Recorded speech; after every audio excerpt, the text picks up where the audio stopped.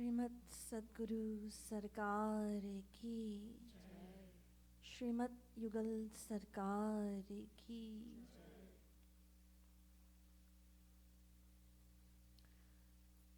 दिवाकरी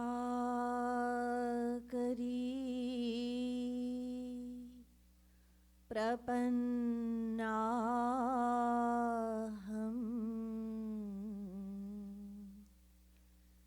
गुरु पादा रविन्दयोः तस्य प्रेरणया तस्य दिव्यादेशं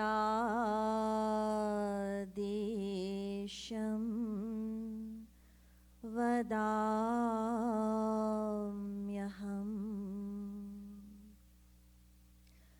मन्नाथः श्री जगन्नाथो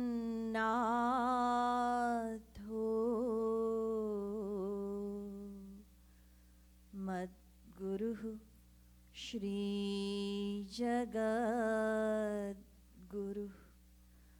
मदात्मा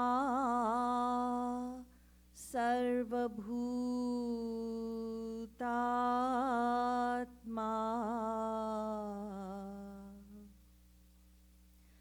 कृपालु गुरवे नमः। कस्तूरी तिलकं ललाटपटले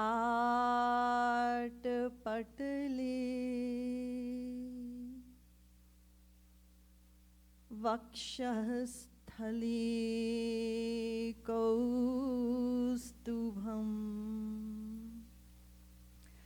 नासाग्रे वरमौक्तिकं करतले वेणुः करे कङ्कणम् सर्वाङ्गे हरिचन्दनं सुललितं कण्ठे च मुक्तावली गोपस्त्री परिवेष्टितो विजयते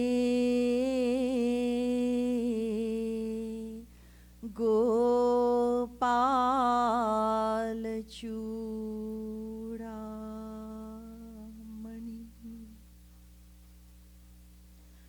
यो ब्रह्माणं विदधाति पूर्वं यो वै वेदांश्च प्रहिणोति तस्मै तग्वंह देवमात्मबुद्धिप्रकाशम्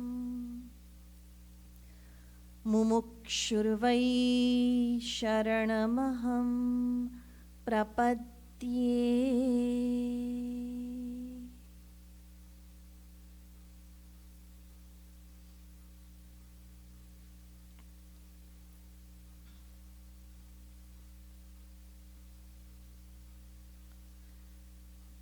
Dear devotees of Shri Maharaj Ji, we will continue with the explanation of this divine pad from Dainya Madhuri of Prem Ras Madira. Last two lines are remaining, so let us chant first and I shall explain the meaning.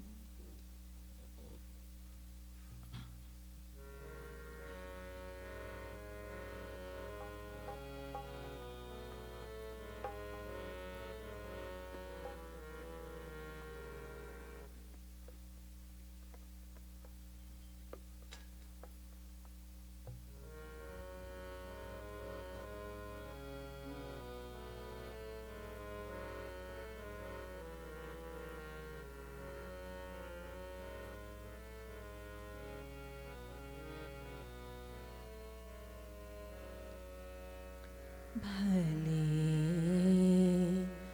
बुरे हम तेरे प्रभु जी।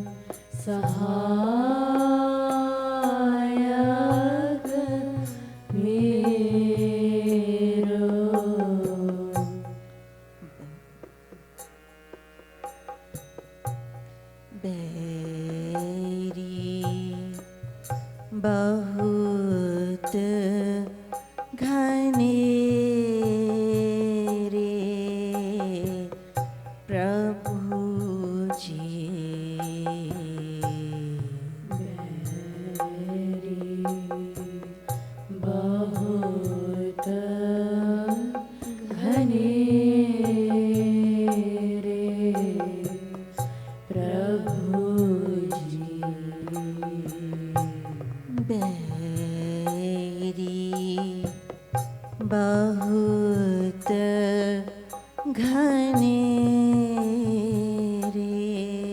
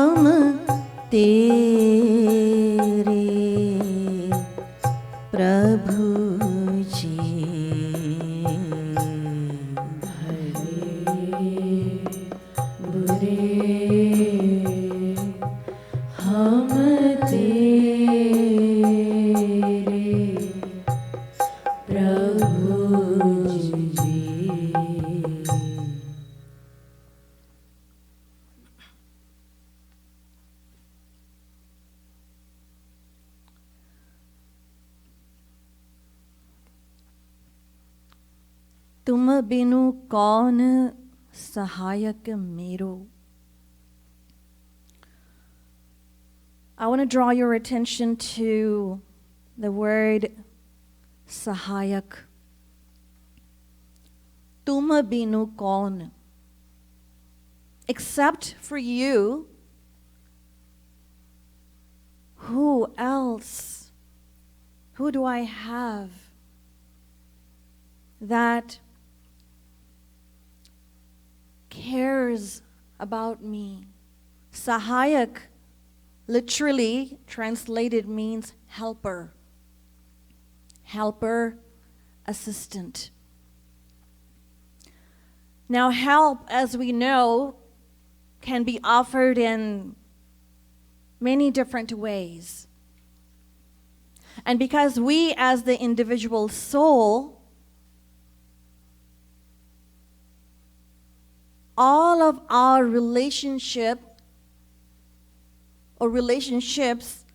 are with Supreme Divinity alone. As I explained yesterday, that all the relationships that an individual soul has can only be with God. And therefore, Shri Krishna is our eternal helper in all respects. He is our soul beloved, our inspirer, our guardian, our protector, our benefactor, our uplifter, and everything. And everything. So this devotee conversing with Shri Krishna is saying that except for you, who else do I have that cares for me? As Shri Maharaj Ji has revealed in the Radha Govind Geet, Kahan jaun कासो कहूँ गोविंद राधे तुम बिनु कौन सुने ठौर बता दे. कहाँ जाऊँ? Oh Shri Krishna, please tell me, where should I go? कहाँ जाऊँ? Kaso kahun. Whom should I narrate my distress to? Tum binu kaun sune. Who cares enough to understand the depth of my hardship, the depth of my pain? Who cares enough to understand except for you? Please tell me, where else should I go? Tere siva aur kaun Govind Radhe जग में कृपालु वाको पता ही बता दे. Please tell me the whereabouts of anyone in the world who is more kind, merciful, and compassionate than you, than yourself. Please tell me. Once when Bhagwan Ram went to drink water at a pond, and he placed his kamandal, the pot that ascetics carry. So Bhagwan Ram placed the kamandal on the ground, and coincidentally, a frog got crushed underneath. So for as long as he drank the water, the frog remained crushed under the kamandal. And because of the weight of the kamandal, it was severely injured. So after Bhagwan Ram after he finished drinking water, when he turned to pick up his kamandal, he noticed the frog. So overtaken by tender loving care, he quickly lifted the kamandal and taking the frog into his lotus hands, the Lord mercifully asked the frog that when I placed the kamandal over you, why did you not scream out? Why did you not scream out? So the frog gave a brilliant answer. And he said that, my Lord, in times of distress, I know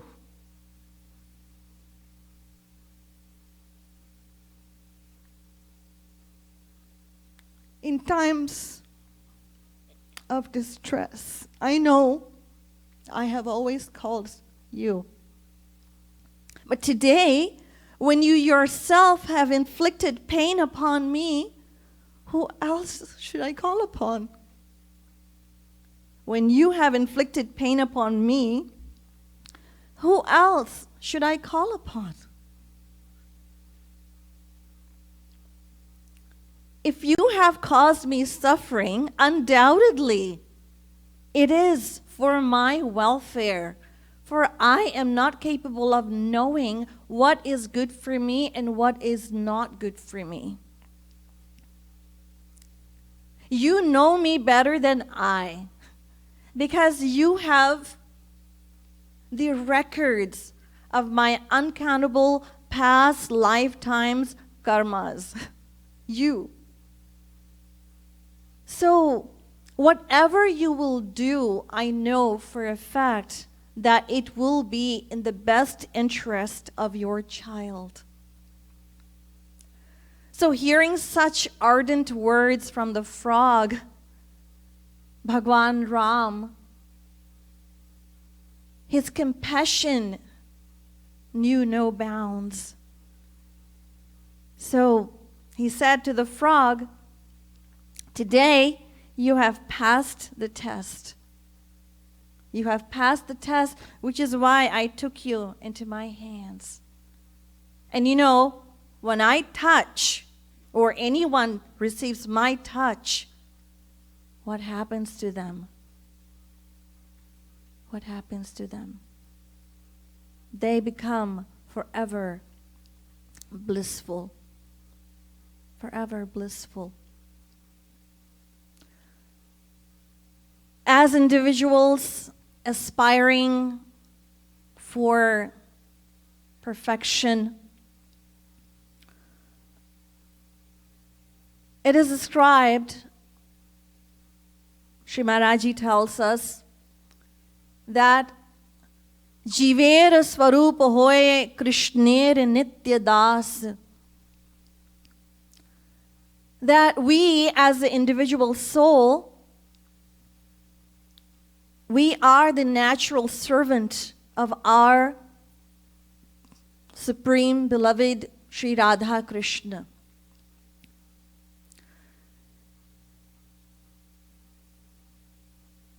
We are the natural servant. Teri seva hi hai mera Govind Radhe Janma Siddha Adhikar Moku Dila De. Radha Govind Geet.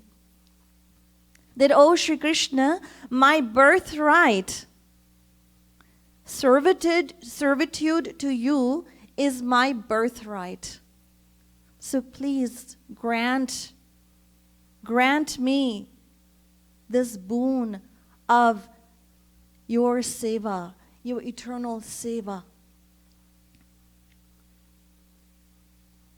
Now, to enable us to reach what is known as our sadhya, the highest attainable goal of an individual is the eternal servitude of Sri Radha Krishna. At present, we are doing sadhana bhakti. Why? To cleanse and to purify our heart. When our heart is fully purified, then our Guru will impart that final grace in the form of Swarup Shakti in our heart and reveal the vision of Sri Radha Krishna. So when God manifests himself before the soul, he asks for a boon. Ask for a boon. So post God realization, after God realization. So God realization is not our ultimate aim. Beyond that is our aim. Our ultimate aim is to receive sadhya. Sadhya means, so what boon would we ask for? The highest attainable goal, which is, O Sri Radha Krishna, please bless me with your eternal servitude. Eternal servitude. Nita seva mangu shama sham teri na bhukti nahi Mukti mangu main. Nitya seva, please bestow your eternal seva. So, to enable us to receive that boon, God, Sri Radha Krishna, they manifest their divine grace personified on this earth. Divine grace personified manifests on this earth, known as Guru Tattva. Guru Tattva. Guru te milave Hari Govind Radhe Hari te milave Guru Tattva Bata de. So Guru Tattva, also known as Guru, is that divine power which unites the soul with divinity, with God. Guru Tattva. So that grace personified is known as or is called Guru. That personality known as Guru. Yes. So, what does our Guru do for us? Shri Maharaji tells us that he does the dirty work. He does the dirty work. What is that? So what he does, Guru to hai pita sam Govind Radhe. Guru to hai pita sam Govind Radhe.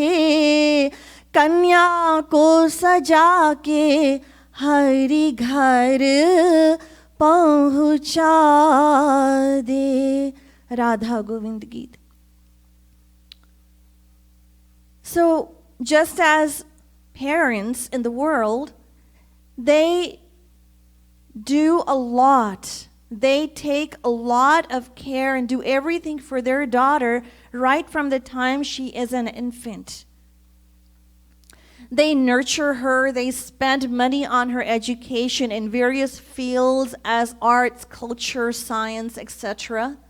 They exert their best effort to instill in her the values of good behavior, good conduct, and qualities of head and heart.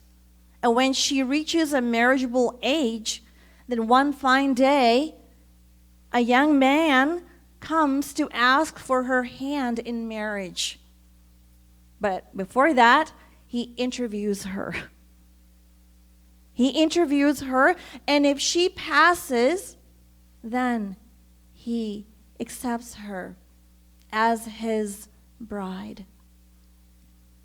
So reflecting on this analogy, the Guru, what does the Guru does for us?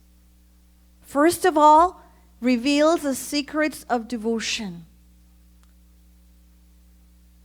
blesses the soul with divine love consciousness, removes the bad sanskars, delights the soul with divine experience, unveils the veil of Maya, and takes us to the divine abode of Shri Radha Krishna. Sometimes we wonder, how much does my Guru love me? How much does he love me? So there's an allegory. The answer is actually the love of the Guru for us is immeasurable. It is immeasurable. So there's an allegory. There was a disciple who addressed his Guru, and he said that however much I try to restrain my mind, it runs towards the enjoyment of the world. It runs toward the enjoyment of the world. Often I think of leaving you without informing you, but my love for your lotus feet prevents me from taking such an ungrateful step. So please, Gurudev, guide me. What should I do? So the Guru said, my child, I have been watching your keen inner struggle. I've been watching you closely. Deeply embedded desires are hard to conquer. They're hard to conquer, but fear not. Go forth into the world, lead the life of a householder, and satisfy the intense cravings of your mind. And While you do that, all the time fix your mind on the lotus feet of God. Do not lose sight of your goal. Come back to me after 10 years. Do not stay longer. So the disciple took leave of his guru and he went to his homeland and he got married and settled down to family life. He had actually, when he was staying with his guru, he had served him wholeheartedly, so he had earned his guru's grace. Success was waiting upon him, and soon enough, he became the most prosperous man in the town with a nice, loving wife and children. 10 years rolled by. A mendicant stood at the door of this disciple. His name was Ram. Stood there. His children ran into the house in fright, and his wife was hurling the vilest abuse. But the sadhu, the guru, he stood there unmoved and wanted to see the master of the house. He wanted to see the master of the house, and of course, Ram recognized his guru. And so he greeted him respectfully and offered him a seat. So the guru said, "So my son, 10 years are over. Are you ready to come with me?"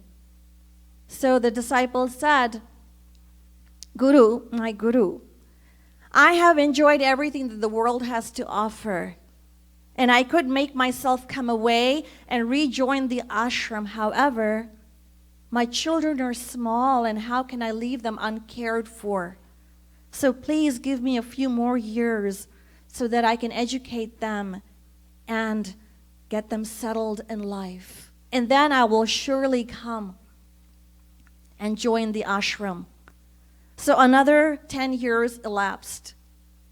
And this time when the sadhu came to his house, he came to find a decrepit, aged Ram.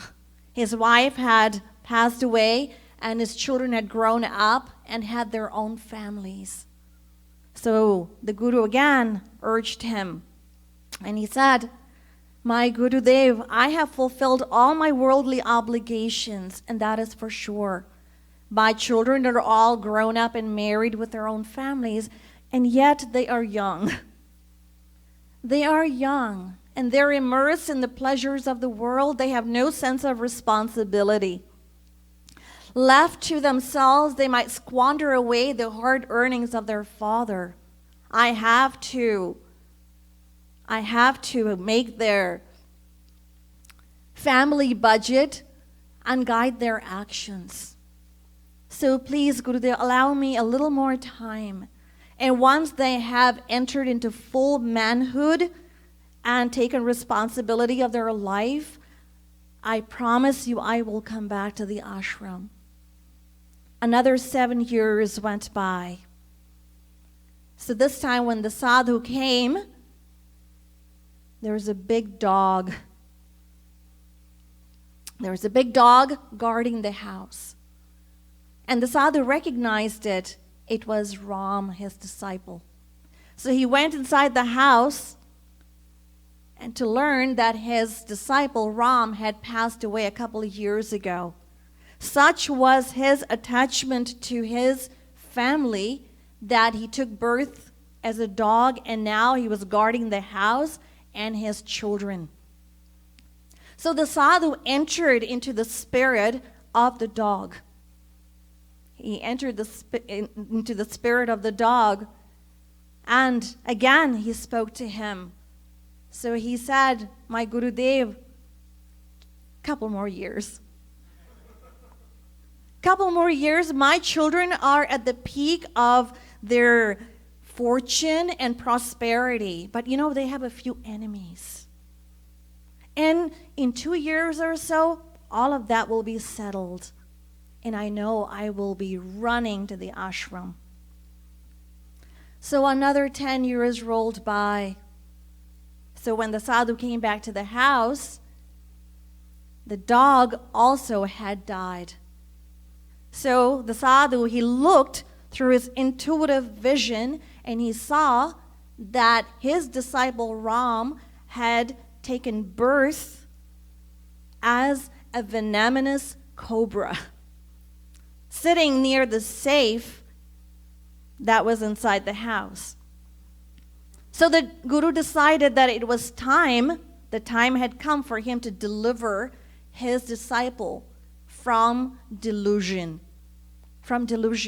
So he called the grandsons and he told them that there is a venomous cobra, a poisonous cobra, near the safe in the cavity. So he said, please have it removed. Have it removed. Do not kill it, but beat it enough, break its back, and bring it to me. So that's what they did. They were actually astonished at the truth of the sadhu's words. So they gathered a few guys and they belabored the snake to the point where he was not able to move. So the sadhu caressed its head, and threw him over his shoulder and took leave. On the way, the sadhu he spoke to his disciple Ram, who was now the cobra. And he said that no one so far has been able to satisfy their senses and their mind, because material cravings are insatiable. Before one gets fulfilled, a dozen more crop up. So, O Ram, now wake up. Discrimination is your only refuge. Discrimination is your only refuge. In your next birth, you have to reach your goal. So Ram, he cried bitterly. He cried bitterly and he said, "Oh my Gurudev, how gracious you are. That even though I proved ungrateful to you, you followed me everywhere and never lost sight of me even once.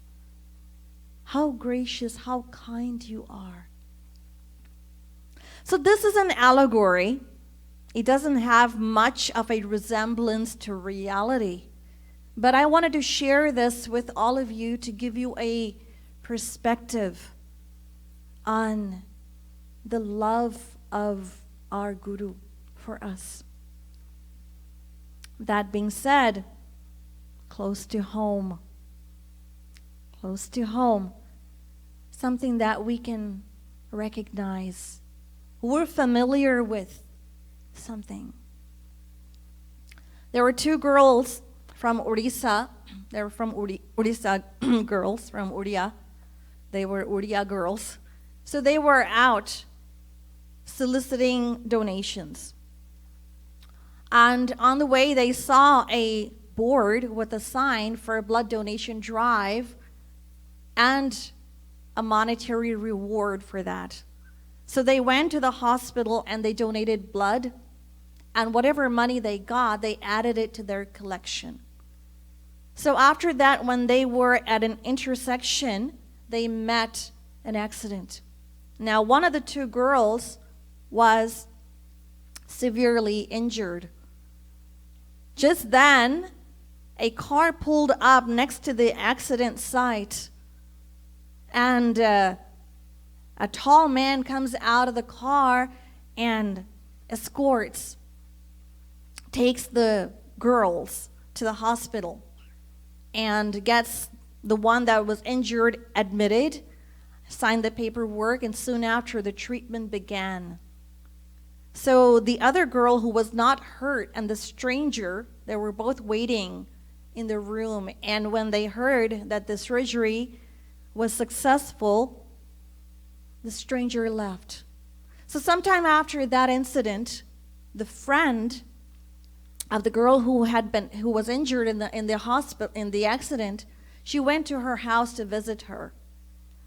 And what happened was, there were some pictures there. And so among those pictures, there was one picture that she saw, and she let out a loud cry. And she said that this was the gentleman that took you to the hospital. It was the picture of Shri Maharaj.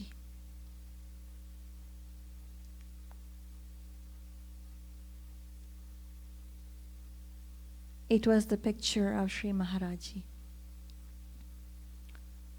Another similar incident, a devotee boy was in a car accident, and he was rushed to the hospital by this man. He was admitted to the hospital. And same thing, the paperwork was signed. And then his parents got a call that he was admitted in the hospital. So when the parents came, the doctor told the parents that his father actually came by and got him admitted. So the real father said, but I am his father. So when they looked in the register, they saw Shri Maharaj's signature, Kripalu. Kripalu. ऐसो है रखवार हमारो,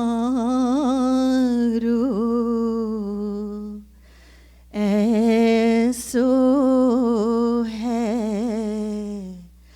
रखवार हमारो,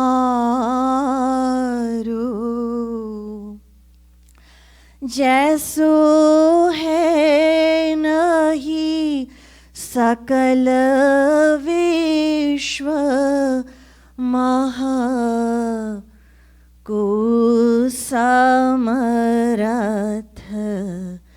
सरकार हमारो,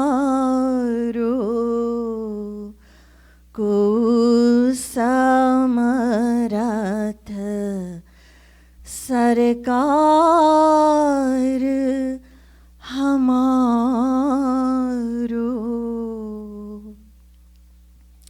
Who can imagine his boundless grace and affection for each and every one of us? So this devotee is saying that, oh Shri Krishna, you are my one and only protector, my one and only helper, sahayak. But then he adds to that, Bairi bahut ghanere. So you alone are my everything.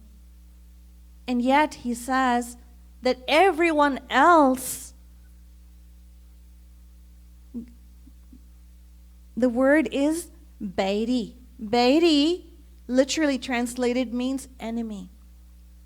That everyone else, in disguise of being my helper or my well-wisher, in fact, even though people in the world, it's common practice, we all know that, within our family or even in our friend circle, even when people help and they seemingly put on that show and act of being our true well-wisher, and even though it is an act of benevolence, they are being kind and helpful, yet the implication of this line is that yet the underlying motivation behind their actions is only one, and it is self-satisfaction. We only care about our own self and the happiness and the joy of our own self. We cannot think of the happiness of anyone else. Why? Because we ourselves are devoid of that perfect happiness. So how could we possibly think of anyone else? It is impossible. So Shri Maharaji says that the stark reality of this world is that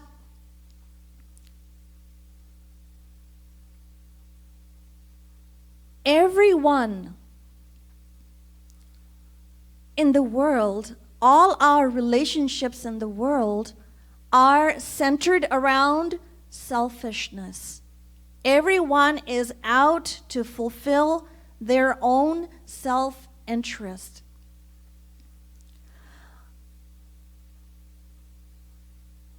Shri Maharaji in one of his pads says that Anokho Jagat Vyavahar, that the ways of this world or the behavior of or the conduct of the people in the world is rather peculiar. It is rather strange because people maintain a harmonious relationship with people around in innumerable ways only for the sake of fulfilling their own self-interest. But the moment their selfish desires are thwarted by anyone and everyone, then they look upon that individual as an enemy. Lakhyo jagat vyavahar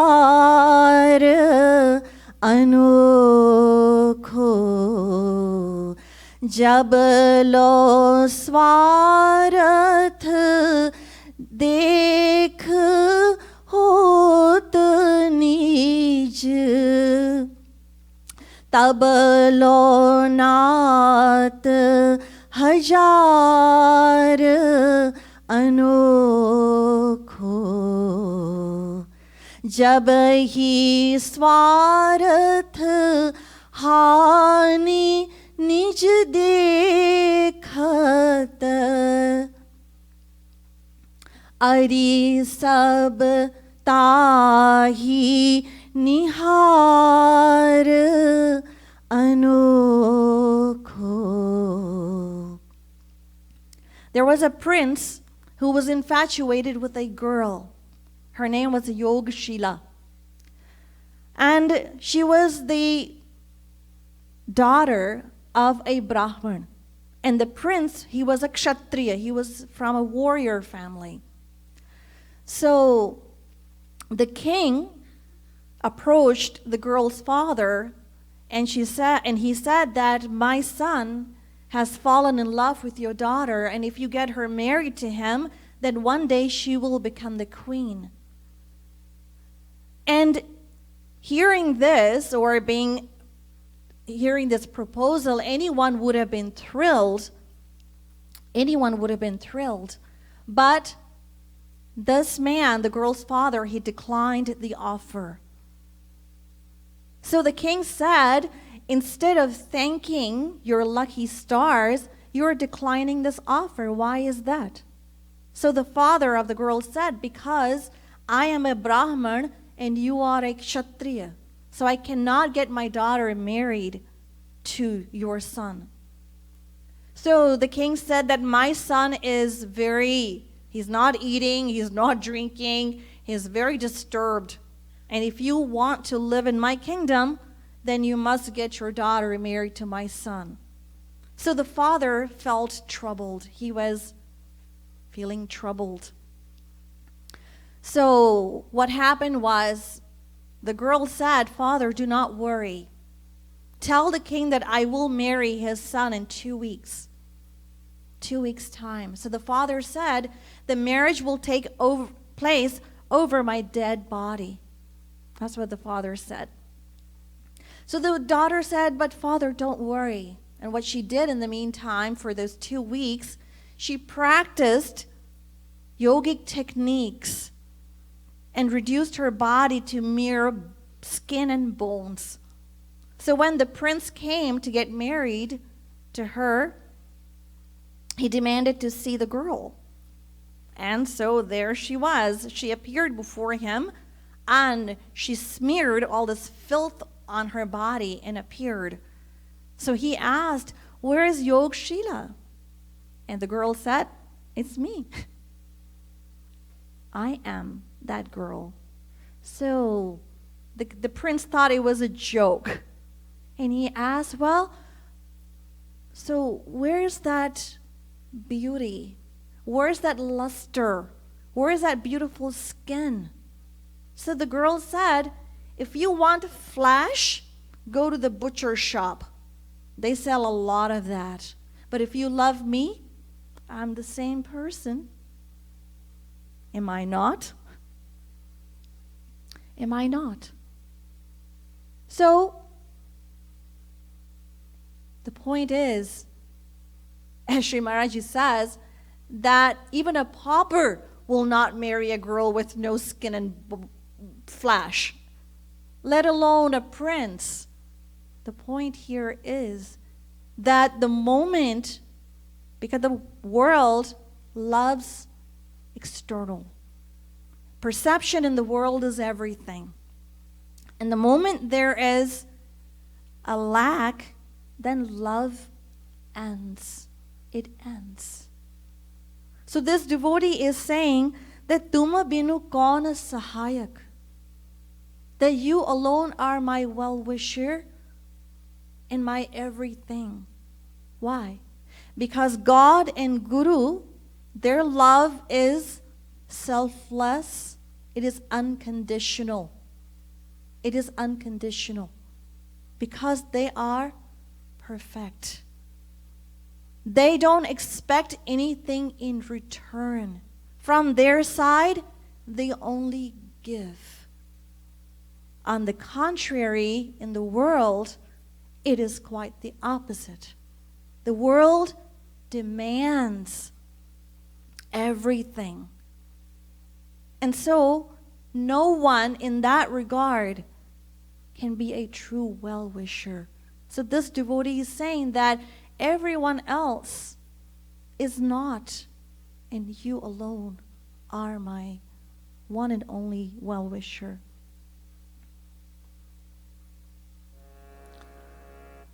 Bhale Bure Hum Tere Prabhu Ji.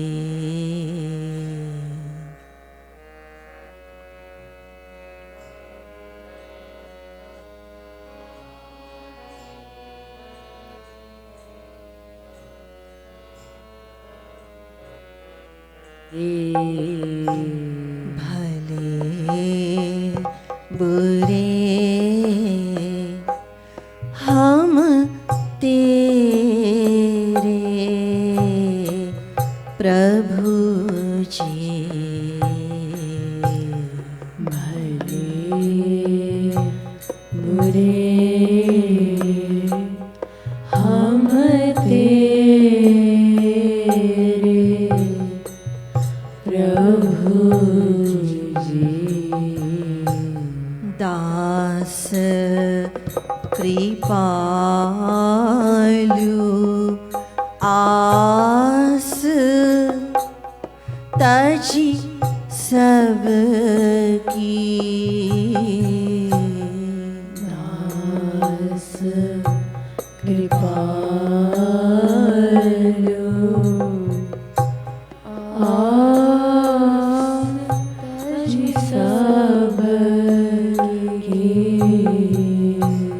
Das Kripalu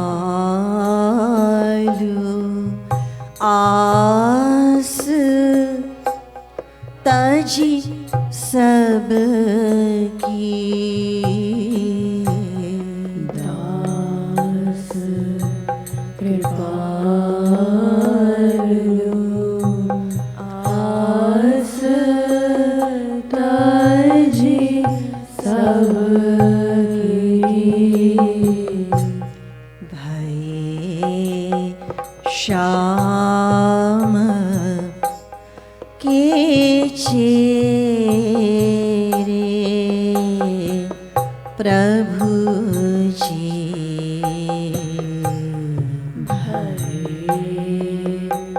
Shyam के चेरे प्रभु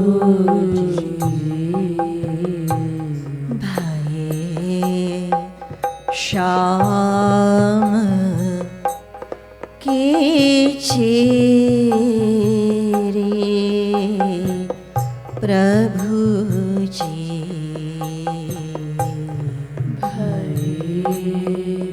श्याम के चेरे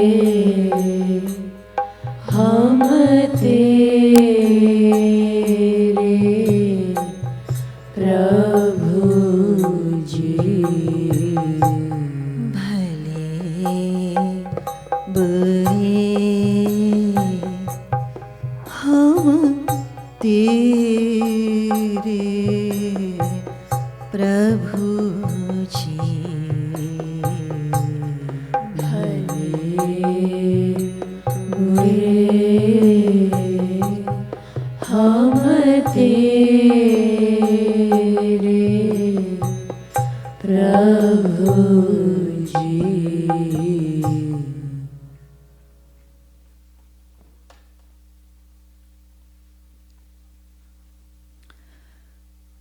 So you all are here in the abode of Shri Radharani. You all are here in the shelter of Shri Maharaj's grace, insulated from the world.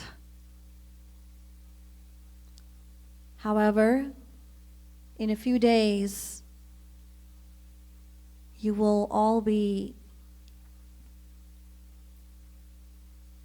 leaving to return to your home and resume your day-to-day family responsibilities, duties, obligations.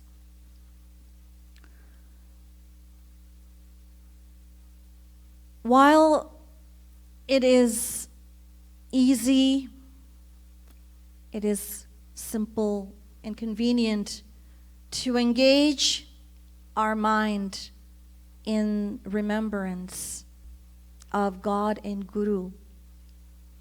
We often find ourselves complaining that we are not able to perform to the same capacity.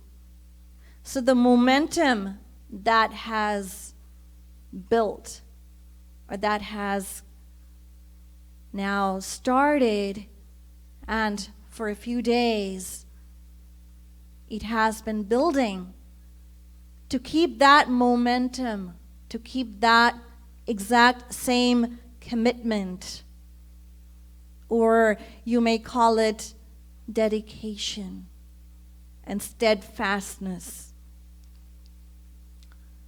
It is not the same when we find ourselves surrounded by obligations and just being exposed to worldly atmosphere.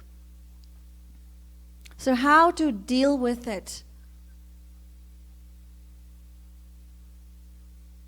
There is another story that addresses this exact concern. Vivekamati was a virtuous young man, a young boy, who was living in the country of Kaling.